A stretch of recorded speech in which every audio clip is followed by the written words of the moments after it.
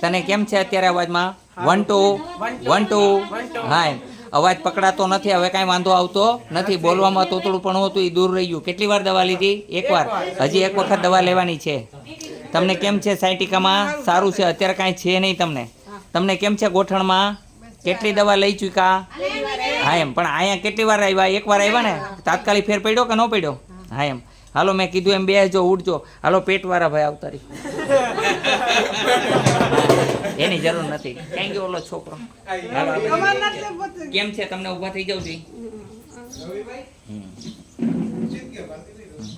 કેમ છે હવે તમને? સારું છે. તમારા મિસ્ટરને કેમ છે? સારું છે ને? હા એમ. પેલા કરતા સારું છે ને? બસ હા એમ. કયું ગામ છે તમારું? સુરેન્દ્રનગર. સારું છે ને અત્યારે? બસ બીજું શું હોય?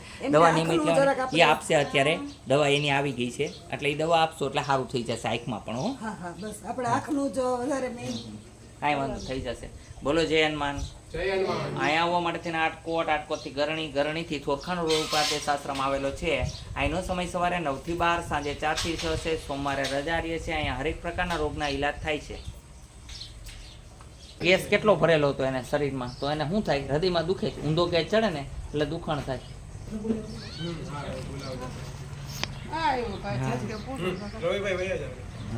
હમણાં આપણે એના લગ્ન કરી જ દેવા છે. માનસિકમાં જે પ્રોબ્લેમ છે તે એનો દૂર થઈ જશે. જે કાંઈ એનો પ્રોબ્લેમ છે સોલ્વ થઈ જશે. શું નામ છે આપનું ભાઈ? જયદીપભાઈ. જે તકલીફ છે એ બરોબર થઈ જશે. હો ને? નિયમિત દવા લેવાની છે. પાકું? ઓકે. અહીંયા આવ્યા પછી કેવું લાગે છે? સારું લાગે છે? અત્યારે માથામાં દુખે છે કે બંધ છે? દુખે. અત્યારે જુઓ જે બળે છે કે બરે હે ને? દુખતું નથી ને? દુખાવો ઓછો થઈ જશે ધીરે ધીરે. હો બોલો જય હનુમાન. શું નામ છે તમારું? મેહુલ. કેટલા સમયથી વાય આવે છે? 10 વર્ષ. બરોબર છે. અત્યારે મેં તમને કીધું તમે જે દવા લેતા હોય નહીં લેવાની, મારી દવા લેવાની. વાય નહીં આવે. હું એટલું પ્રૂફની સાથે ક્યારે કહી શકતો હોય? મને મારી દવા ઉપર વિશ્વાસ હોય ત્યારે. તમારા પપ્પાને ડૉક્ટરે એમ કીધું કે નસ સુકાય છે તો અવાજ બંધ નહીં થાય. તો અત્યારે તમારા પપ્પાને પૂછી શકો છો. આપણે 2 મિનિટ ઈલાજ કર્યો નથી પૂરી.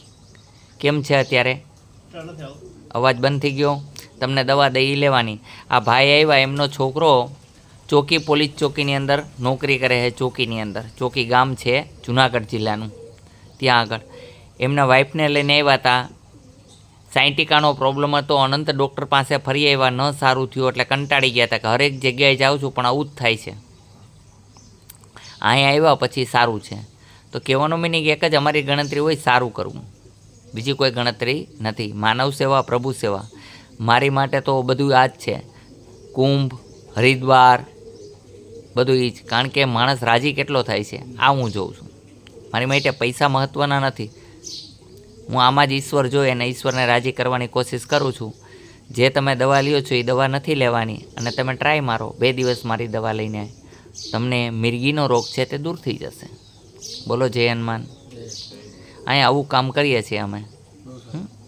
તો જય હનુમાન. અહીંયા આવવા માટે થઈને આટકોટથી ગરણીથી થોરખાણ રોડ ઉપર આદેશ આશ્રમ આવેલો છે. અહીંનો સમય સવારે 9 થી 12, સાંજે 4 થી 6 છે અને સોમવારે રજા રહે છે. જય હનુમાન.